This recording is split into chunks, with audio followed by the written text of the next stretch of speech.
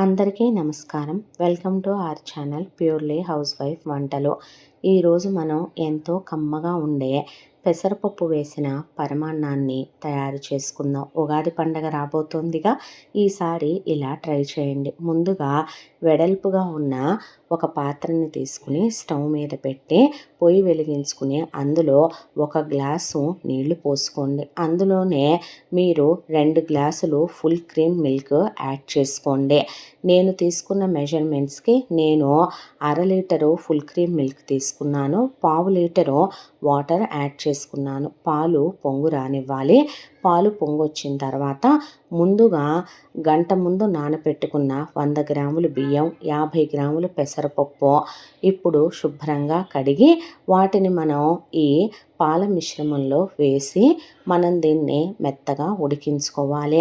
ఇది నైవేద్యంగా, ప్రసాదంగా ఇంట్లో వ్రతాలు పూజలు ఉన్నప్పుడు మనకి ఎప్పుడైనా స్వీట్ తినాలనిపించినా లేదా పిల్లలకి అప్పుడప్పుడే ఫుడ్ అలవాటు చేస్తున్నా, మనకి ఇంట్లో వయసుకు వచ్చిన పిల్లలున్నా చాలా హెల్దీ. పప్పులు కూడా కలిపి చేస్తున్నాం కాబట్టి రైస్తో ఈ పరమాన్నం చాలా బాగుంటుంది. ముఖ్యంగా ఇది సమ్మర్లో స్పెషల్గా చేస్తూ ఉంటారు. ఉగాదికి, శ్రీరామనవమికి అంతా స్పెషల్ ఇదే. పెసరపప్పుతో చేస్తారు కాబట్టి చలవ కూడా అని అంటుంటారు పెద్దవాళ్ళు.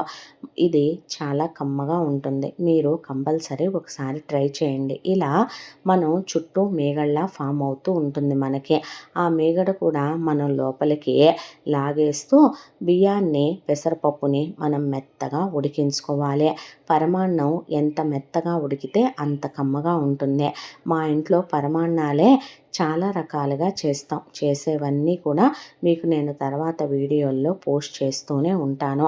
ఇదైతే తప్పకుండా ట్రై చేయండి, కమ్మగా ఉంటుంది. ఈలోపు అక్కడ మనకి బియ్యం, పప్పు కుక్ అయ్యేలోపు మనం ఒక తడకా పాన్ తీసుకొని అందులో 4 టేబుల్ స్పూన్ల నెయ్యి యాడ్ చేసుకుని జీడిపప్పు, బాదం పప్పు, పలుకులు, మనం పచ్చి కొబ్బరి సన్నగా తరిగిన ముక్కలు యాడ్ చేసి వీటిని కమ్మటి వాసన వచ్చేంత వరకు వేయించుకుందాం. స్టవ్ సిమ్లో పెట్టుకొని మనకి ఈ కొబ్బరి ముక్కలు పంటి కింద తగులుతూ, ఆ బాదం పలుకులు, జీడిపప్పులు తగులుతూ ఈ పరమాన్నం చాలా కమ్మగా ఉంటుంది.